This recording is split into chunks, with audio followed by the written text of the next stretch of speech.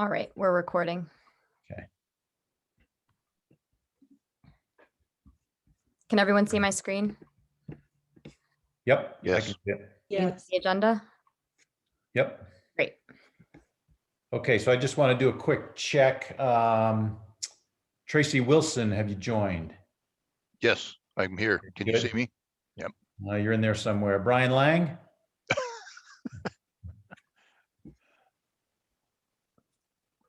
Brian, are you on? Brian Lang is on. I see Okay. him, but he's muted. Must be muted. Okay, and Chris Pelly, there's Chris connecting right now.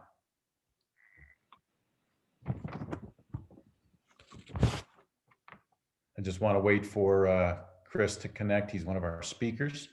Okay.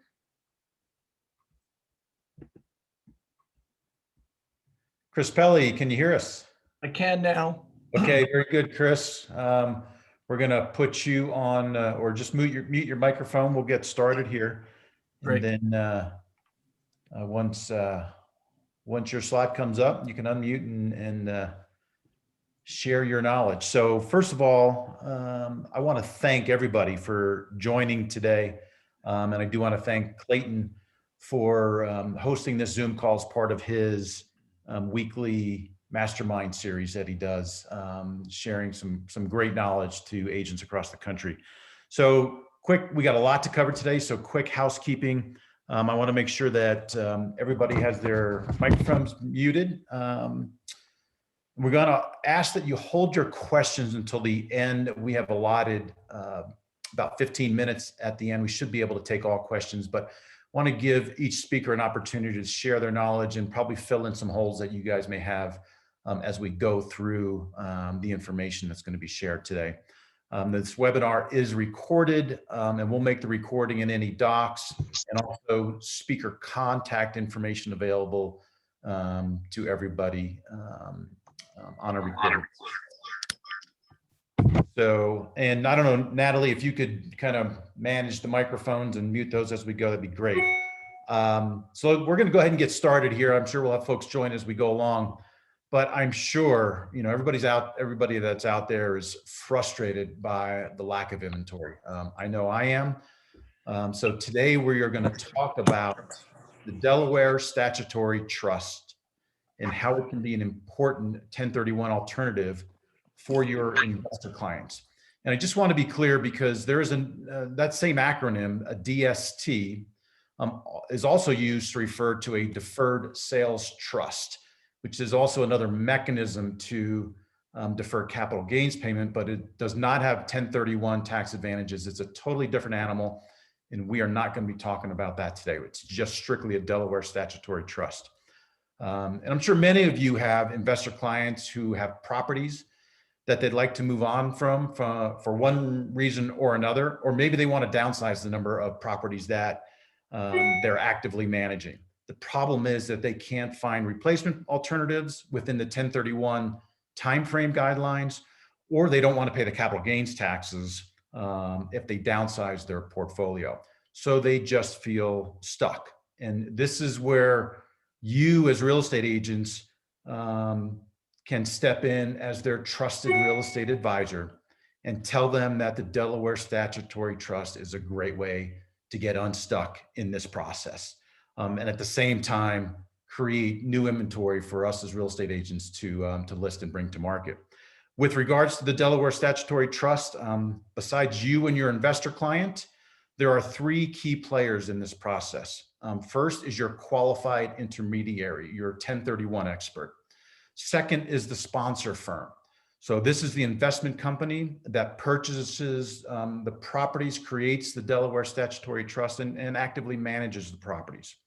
Third is your investment advisor for your investor client, the person who advises your investor client on their holistic investment strategy and why a DST can be a critical component of that investment strategy.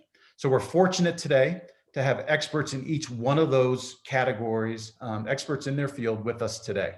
And they are Tracy Wilson. He's Vice President and Certified Exchange Specialist at IPX 1031. We also have Brian Lang, a Senior Vice President at Inland Securities Corporation, Inland Securities is one of the largest sponsor firms in the DST space. And we also have Chris Pelly, Managing Director of the Pelly Group, a wealth management firm. So with that, Tracy, why don't you go ahead and get us started and let me know when you'd like to have your reference document screen share. We'll let you get started, and then when you want to put that up, just let me know, and we'll share it on the screen. So Natalie, you can go ahead and take the agenda off, and we'll have Tracy get us started. Okay, can you hear me okay? Everybody's good? Yep, we're good. All right, so just in case, we're starting with the basics. What is a 1031 exchange? It's just a very small section, section 1031 of the tax code that allows investors to actually sell an investment piece of real estate, real property, and not pay the capital gains taxes, but instead the gains from that sale are deferred. They are rolled over into the next property that they buy. So a little bit about us, IPX. We're the largest qualified intermediary in the country. Last year, we did just a smidgen over $11 billion in 1031 exchanges. And me personally, I am responsible for the states of Idaho, Montana, Wyoming, Colorado, and Utah.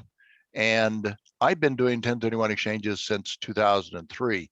Prior to that, I was a investment banker with Merrill Lynch, and before that, an economist with Credit Suisse out of Zurich.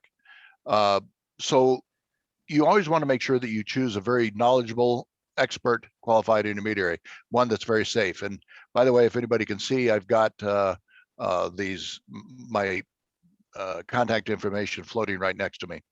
So a lot of people ask, what is like kind? Because they're called like kind exchanges. In other words, if you sell a rental condo, you need to go buy another rental, maybe single family house or something like that. And that is absolutely not true. Like kind is much more broad. You can sell any real property that's held for investment or used to produce income and go exchange into any other real property. So like kind is a very broad definition. And one of the main reasons that people do a 1031 exchange when they sell their investment real estate is because if you don't, you're going to have to pay taxes on the amount of the gain. The actual gain, whatever that dollar amount is going to get hit at about 30-ish%. If you're in a high tax state like California or New York or New Jersey, Illinois, then it could be as bad as 40% tax. So again, on a gain of 100,000, you're looking at 30 to 40 grand that you would be paying to the government, but you don't have to pay those taxes if you do a 1031 exchange. So in doing the exchange process, when you get to the closing table, normally the seller, the investor would walk away with a nice big proceeds check or the money wired to his account, not in a 1031 exchange. Instead, that money has to be wired to us, IPX, or whoever the qualified intermediary is, and we have to hold those monies safe and sound until you're ready to go close on the purchase of that next replacement property. So you need to be very careful about who you choose as your qualified intermediary, because they're holding a lot of money, your money, and you want to make sure that it's safe and that they don't run off with it, because our industry is not regulated. It's a little bit like the Wild Wild West, and there have been several defalcations, qualified intermediaries that have essentially embezzled the money and run off with it. So choose somebody that's safe and secure. That all said, what is today's biggest problem for regular real estate investors, for anybody doing a 1031 exchange? You sell the old property. The biggest problem is finding the next property, the replacement property. DSTs, Delaware Statutory Trusts, came about in 2004. Prior to that, there were TIC investments, 2002, and the RevProc that gave birth. But they are a legitimate, like-kind replacement property that you can exchange into. Later on, when the event horizon happens for a DST product and the product gets sold, you can do another 1031 exchange back out into regular real estate, or maybe buy yourself some more DST product. If you would like to put up the handout that we had there, that'd be good. You can share the screen on that. I have a one-page, two-sided handout. Is it up and going? It's Getting close. Loading. There you go. So on the, okay, there we go. Yeah. On the front side here that you're looking at are what I call the 6 basic rules of doing a 1031 exchange. We've already talked about like-kind property, the fact that when you sell the property, you have to have us, a qualified intermediary, already in place prior to the closing of the sale. We have to be assigned into the sales contract. From the day you close on the sale, you get 45 days to identify what it is that you want to go buy or exchange into. The other timeline, starting on the same day, the day you close on the sale, you get 180 days to actually close on the purchase of one or more of those properties that you identified within the first 45 days. Like rule number 4 says, to do an exchange, it is required by law that you use me, that there has to be a qualified intermediary. Rule number 5 says the following: if you want no taxes, then you have to buy property that's equal or greater in value. So if you sell for 300 grand, take out commissions and closing costs, maybe that skinnies it down to 285. You have to go buy another property that's 285 or more to fully defer all the gains. If you should buy something less in value, you can do that, but you're going to pay taxes on that difference, that delta. And again, that tax would be about 30-some%. And then the last requirement, we won't go into it in too much depth, is the vesting. However you owned the old property is how you have to own the new property. There are some exceptions. We can do a lot of magic tricks with disregarded entities. We can do magic tricks with partnerships, trusts. Let's look at the back side if we could, Clayton. There we go. So on the back side, or the top box, the bigger of the two, is all about what I think you should be shopping for when you look or go shopping for a qualified intermediary. The safety and security of your money during that 180 some days is pretty dang important. We have $100 million fidelity bond for every single 1031 exchange that we do. And in fact, we also have another bond that we guarantee the exchange, the performance of it, up to $50 million. There is no other company that does that. And then down at the bottom, and I'll probably finish with this because I think I'm getting to the end of my time frame, unless Brian or Ken tells me otherwise that I can keep talking. Danita, my business partner, says, I love the sound of my own voice. At the bottom is capital gains taxes, because when I told you that the tax is 30-some%, if you know anything about taxes, capital gains, they're only about 15%. Where am I getting this 30% stuff?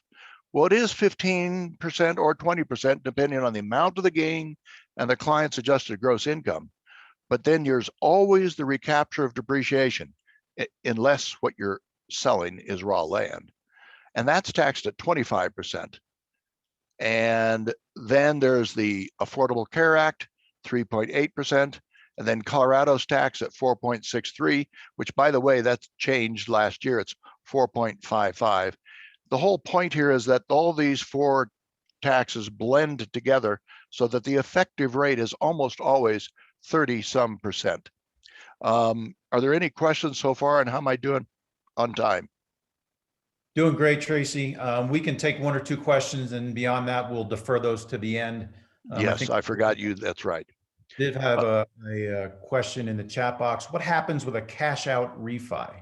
Oh, that's a great question. So it's a 2-part answer. If we're talking about the property that's going to be sold, that you don't want to pay the capital gains on, and that you're going to start the exchange with, don't refinance it before you sell it. If you need to refinance it, try and do so at least a year in advance of the actual sale. Because again, the IRS will say, you weren't supposed to touch the money in a 1031 exchange. And here you refied it a month or 2 before you sold it and started the exchange. So they'll fail the exchange. So don't refi on the old property unless you're doing so a year in advance. But what about the new replacement property? You buy your property, the exchange is done and over. Do you have to wait a year or more to refi? No, you can refinance immediately after the exchange is done and over.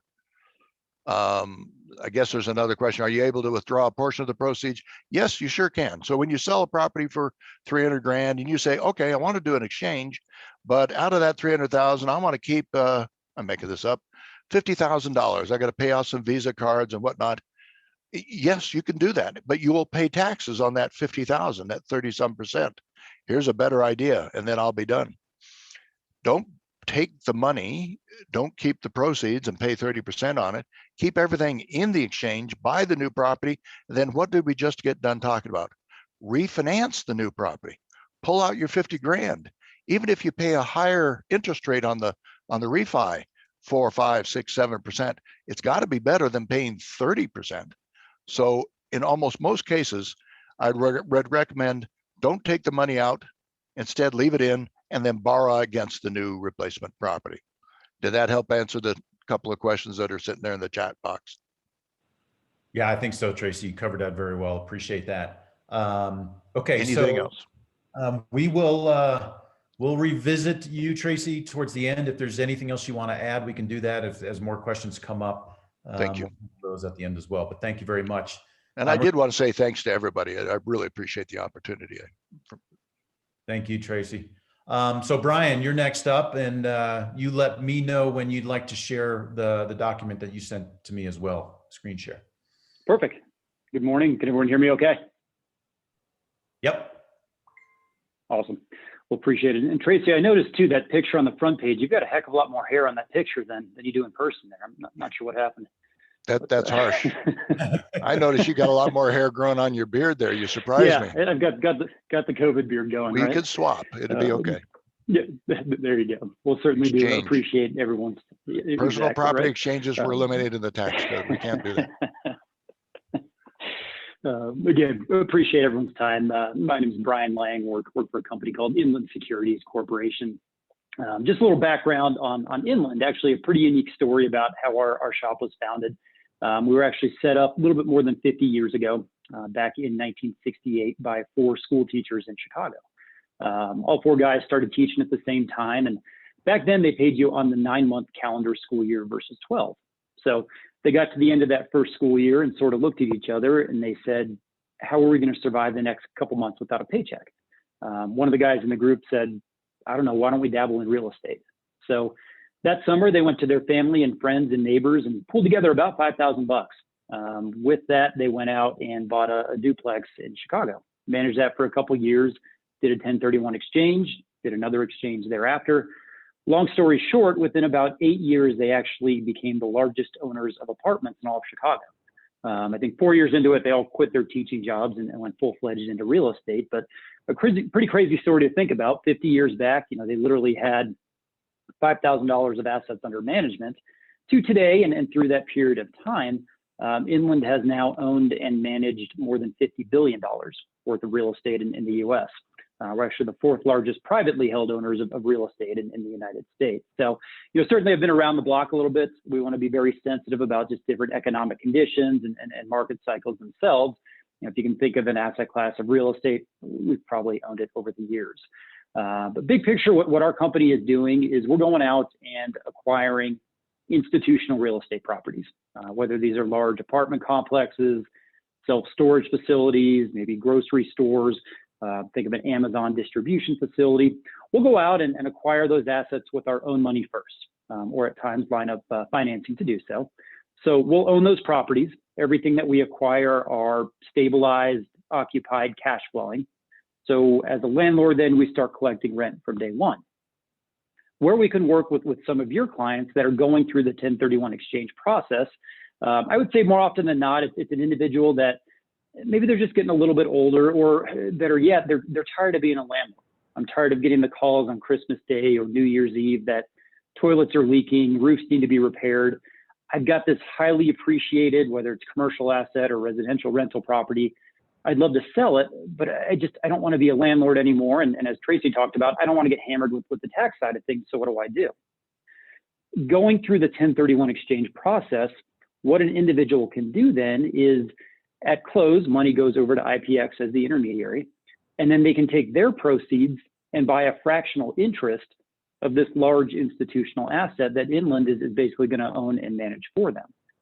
So it's a pretty unique way to continue to invest in real estate, but you're just doing it in a little bit more of a passive manner. Kind of the extent of your investment experience at that point is you're getting a check in the mail on a monthly basis. You're not getting those calls. You're not having to go out and repaint or recarpet a place as tenants are coming to and fro. You're sitting back and just collecting rent, or collecting a check as it's paid out monthly.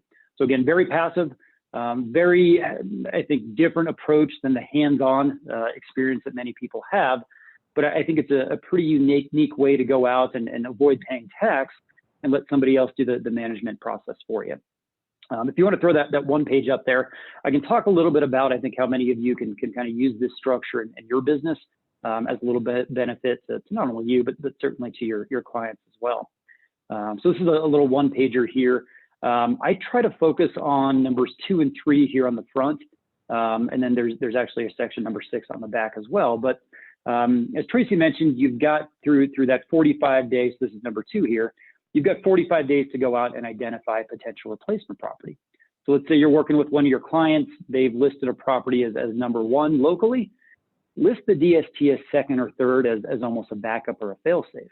As you know, after that day 45 window comes and goes, you can't identify anything new. So if that individual's only listed one property and post day 45, something happens with financing with the buyer, and all of a sudden that deal falls apart, well, if you've only listed that one property, you're paying tax. So by listing the DST as 2nd or 3rd, it can really help you save a deal. Might not be your first choice. It doesn't cost you anything additional to identify up to those 3 properties. So I always encourage people, find something you love, find something you like, and find something you can live with. Again, kind of think of it as a backup or a fail-safe. Number 3 on there, I think, works well too, for maybe somebody that doesn't want to get additional financing on a property. So let's say that you just sold a property, it's a commercial asset, you sold downtown for $2 million. You've worked with your client, they've sold it, you've gone out and bought something else for them for $1.8 million. So they've got $200,000, we'll call it leftover or boot money. Don't ever pay tax if you don't need to. You can flip those leftover dollars into the structure of the DST to really help your client avoid paying a dime in taxation. It doesn't have to be a nice round number. Literally could be $93,206.04. Whatever is left over at that point, you can move it into this structure. So again, a nice tool to be able to use to help clients avoid paying that taxation on the down leg of their exchange. And if you want to flip to the next page there, I think for many of you, what's the biggest issue we're facing right now in the marketplace? There's no inventory. So you probably have a heck of a lot of clients out there that have these highly appreciated properties, and they're sort of looking around. They're like, gosh, I'd love to sell this thing. But what do I do? It's all relative. I'm selling at or towards the peak of the market. But if I just go buy something else across the street, I'm paying top dollar for that as well. Typically that client is not even going to allow you to list that property until they've got that perfect property picked out, because inventory is so thin. They don't want to run the risk of going that 45 days without being able to find something locally. At any point in time, Inland is going to have maybe 2, 3, 4 different DST portfolios that are going to be open and available for investment. So that you've got something for the down leg of their exchange immediately. So for that client that's kind of pushed you off a little bit, that said, hey, you know what, I don't want to get anything listed because I know I can't find anything here locally, go get that listing. Go work with them for 30, 32, 44 days. See if you can find something locally. At day 44, day 45, if you can't, rest assured Inland will have something for you to be able to exchange, or at least identify into the down leg of their exchange itself.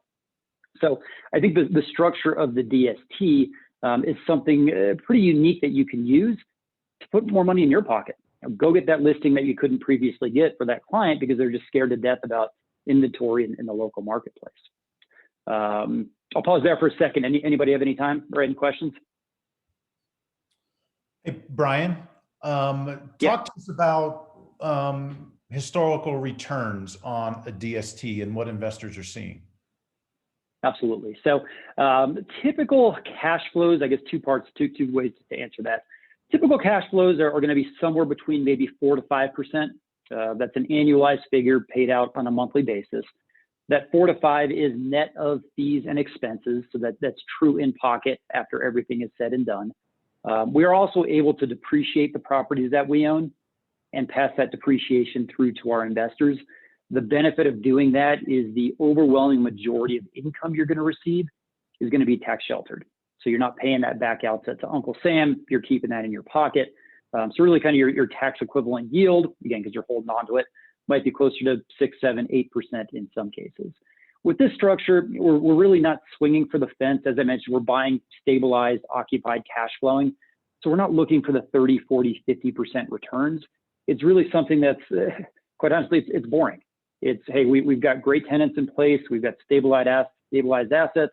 We're going to collect rent. We're going to pay you a stable, consistent income stream. And then on the back end, as we manage the property, obviously we want to see a little bit of rent growth. We certainly want to see the market continue to appreciate. If we can drive an additional maybe 3, 4, 5% just on sheer appreciation above and beyond the income we're paying, you figure income plus cash flow, high single, low double-digit returns all in, 7 to 9, 8 to 10%, somewhere in that ballpark is really our MO. I know a quick question popped up there as far as the timeline goes. I always want to set the expectation that this is going to be an intermediate term hold. Very commonly, most of our investments are going to run about 5 to 6 years in duration. This isn't a stock, a bond, a mutual fund where somebody can hit that sell button and get out immediately. So it is relatively illiquid for about that 5-year period before Inland decides to go out and market and sell. At that point, you're in the same boat. It's, hey, I can take my money and run and pay tax. I can do a partial exchange, maybe strip some out or roll a portion into the next deal. You can do another exchange back with Inland into the structure of the DST. Or using us doesn't always lock you into using the DST either. You can take those proceeds and just go buy something locally too. So you do have a little flexibility every handful of years, but I'd go into it with the mindset of about a 5-year hold. Hey, Brian, one more quick question and then we'll move on to Chris. So how does Inland go about choosing the types of properties or the types of DSTs they're going to set up? You said you commonly have 2 to 3 that are available for investment. So what's that process look like quickly? Yeah, good question. It kind of depends where we are in the economic cycle. What we've found through the pandemic and even over the last maybe year prior to that, we want to make sure we're investing in asset classes that are going to be very stable. So I think on a go-forward basis, certainly through this year and then probably even into next, we'll continue to focus on higher end multifamily assets. We'll call them kind of Class A types of apartments, relatively new. But you've got some good earners in there. Typically where we're buying apartments, it's really just a solution to unaffordable single family housing. So we really, even through the pandemic with apartments, we've collected rent at above about a 96% clip. So we like multifamily. Self-storage has been very defensive. That'll be an asset class we'll continue to invest in. And we're doing a little bit more into the freestanding grocery space. Grocery, it is technically retail. However, it's kind of that necessity-based stuff where people obviously still need it to go out and do some food or to get some food. And then last but not least, will kind of be the industrial type stuff. Think of an Amazon or like a FedEx distribution facility. Very good. Thank you, Brian. Appreciate that. Chris Pelly, Yep. Why don't you go ahead and take things up from here? Thanks, Ken. And Brian, good to see you again. Tracy, I always learn something when I see you. Looking for my camera to come on and cooperate. Stop video, start again. You know what? I'm going to take my webcam out and see if I can go straight to my laptop. And there you go. Well, You can leave your picture up, Chris. That works. yeah, that's good enough. You can see what I look like. A lot of people tell me I look a little bit like Ben Bernanke's stuntman double. Oh, I see what's up. There we go. Well, I'm right off my camera. So with that said, a couple of ideas for our friends in the real estate community, especially since all of you are quite concerned about inventory. Here's some of the ideas we see in the comprehensive private wealth space. I'd be willing to bet that, and Tracy and Brian can validate, by far and away, 98, 99% of the residential homes that are in the marketplace as rental properties are owned by individuals, moms and pops, from 2 properties to 15.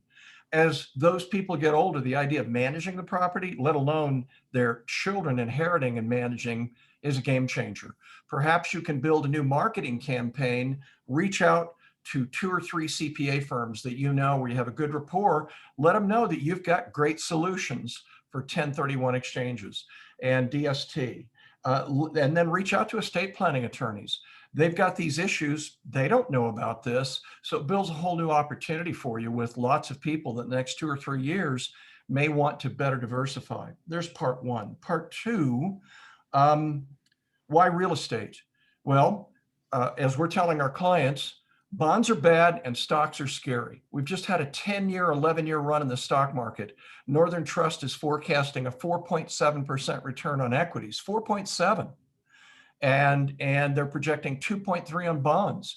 For your older people you know who are in a 50-50 blend won't even make a 3% return. And yet, because bonds are bad, and Warren Buffett just said bonds are dead, mortgages are outstanding.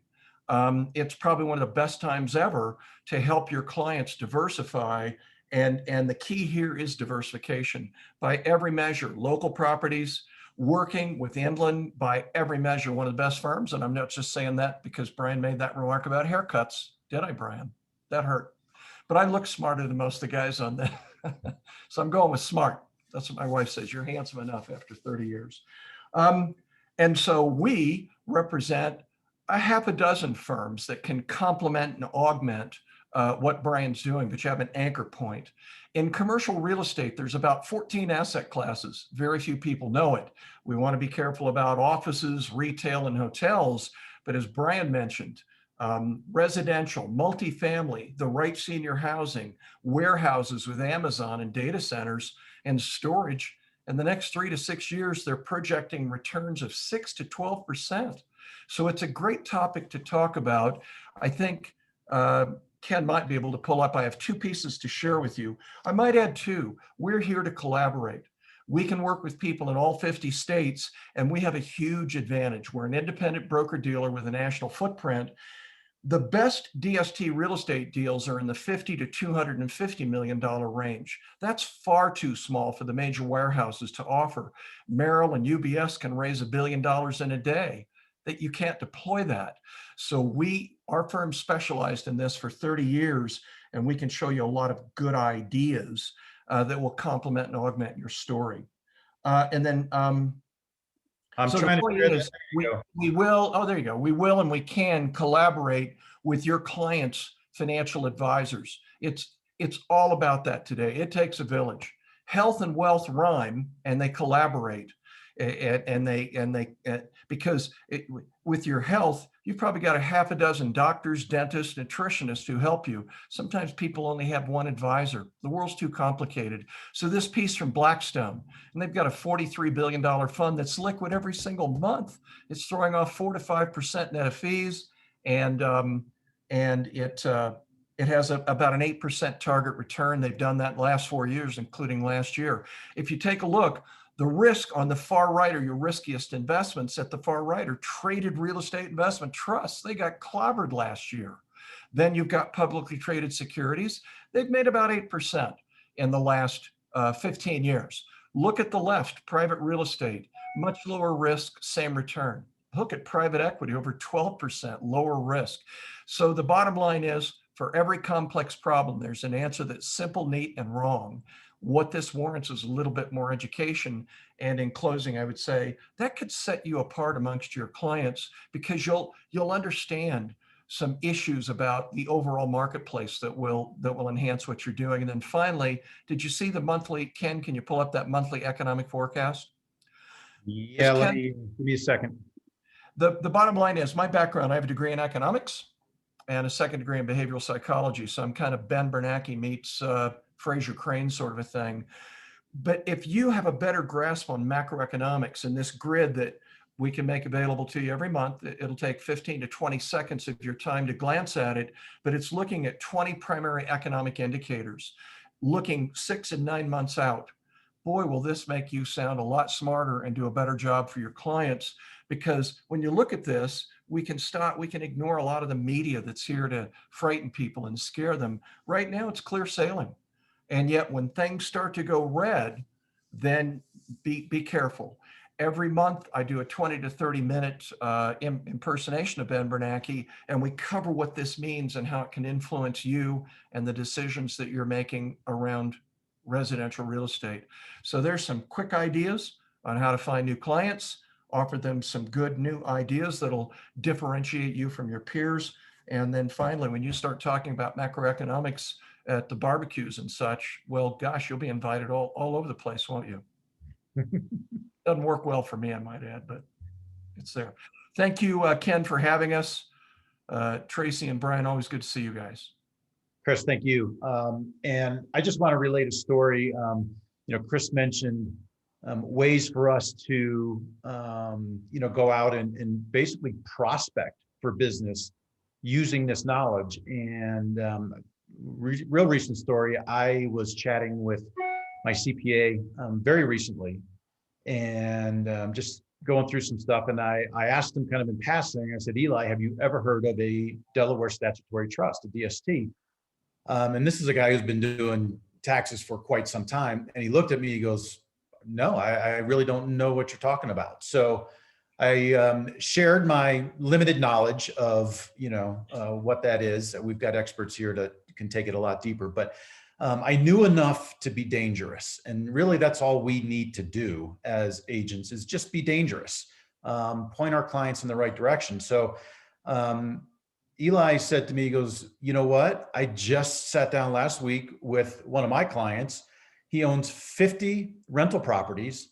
He's 72 years old, and his kids want nothing to do with taking on the business. And he doesn't know what to do with this. He's got 50 properties, doesn't want to sell them for obvious reasons, and exchange into other properties because he wants to get out. He doesn't want to deal with the tenants and toilets and trash of being a landlord. So he felt stuck. And Eli was like, this is amazing. Something I can really talk to him about and see if this is something that interests him. So Eli I sent him some additional information, but potentially I could, through Eli, latch onto a brand new client who I don't even know who they are, because I brought expertise to the party and brought an option to this particular investor who really felt stuck. So I encourage you to go out, as Chris said, talk to financial advisors, talk to CPAs, and let your mind wander about, who might have access to people with investment properties, and most likely don't have a real estate agent that knows anything about Delaware Statutory Trusts.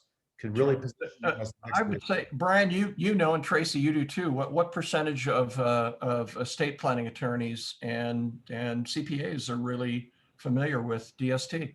How many even know about it? Yeah. Not that many. I wish more would.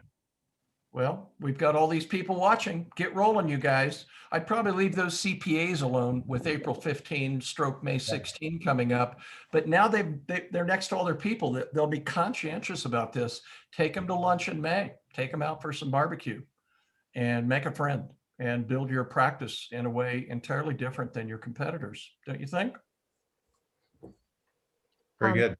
Tracy, Brian, Ken, Dustin, we have a question in the chat box. Okay, so the question is, does Inland or Pelley Group participate in Upreits 1031-721 exchanges?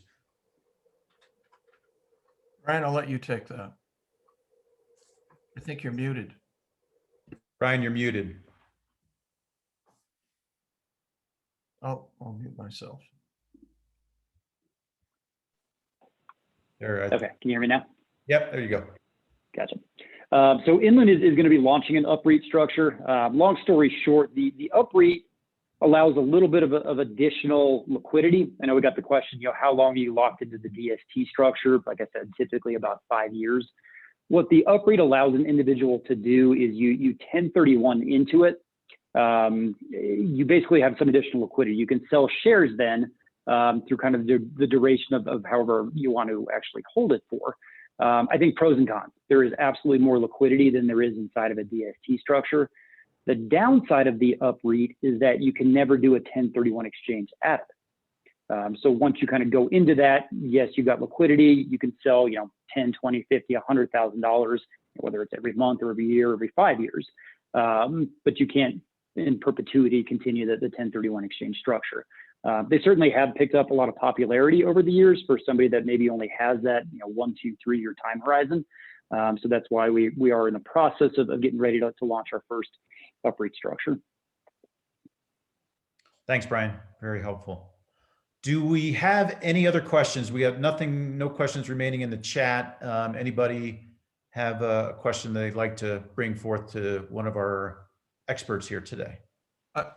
If I could raise a point just for clarity, because we're all overwhelmed, we're time bankrupt and overwhelmed with too dang many emails.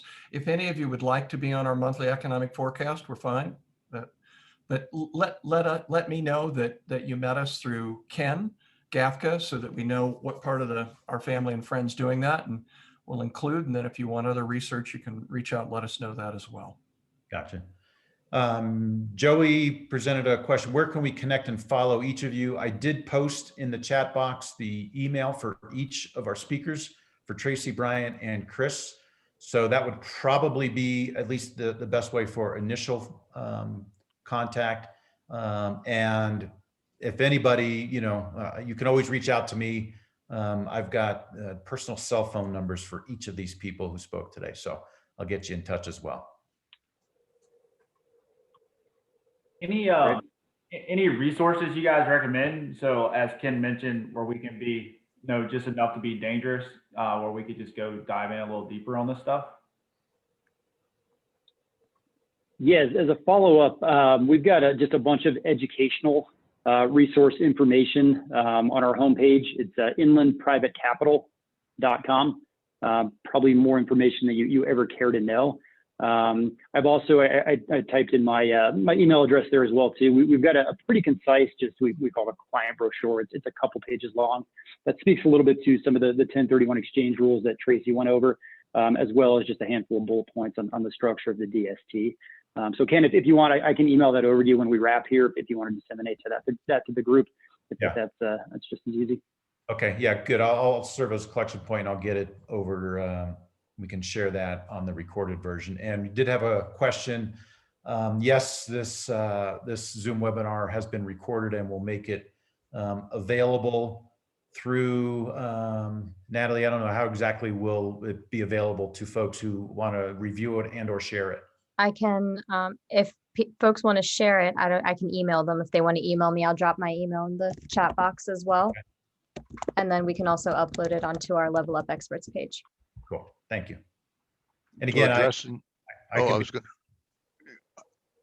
going to address the question of information. If anybody wants, they can always call me, and I can send to you short bullet point emails about almost any 1031 exchange type you can think of, including DSTs and how to go about it. And then, you know, with that type of information, you go shop for a good financial advisor, you know, Chris, Brian, et cetera. Thanks, Tracy. Okay. Any last call for questions? We got nothing remaining in the chat box. If not, we'll go ahead and wrap up. I want to appreciate everybody who showed up today. I hope you found it beneficial. And please share this information with agents you know, and also start networking. I mean, there's listings out there to be had without a doubt. This is just a very unique opportunity to go out and create listings where I can assure you that most other agents aren't tapping into this opportunity. It could be exclusively yours. All right, very good. Once again, thank you to our speakers, Tracy Wilson, Chris Pelly, Brian Lang. Thank you guys, I really appreciate it. And thanks to the attendees, and Natalie, thank you for hosting. Thank you. Everyone have a great day. All right, Thank you, everybody. Thanks, Appreciate everyone. it. Thanks, Ken, Bye-bye. Brian, Yep. Chris. Thanks, Ken. Bye-bye. Yep.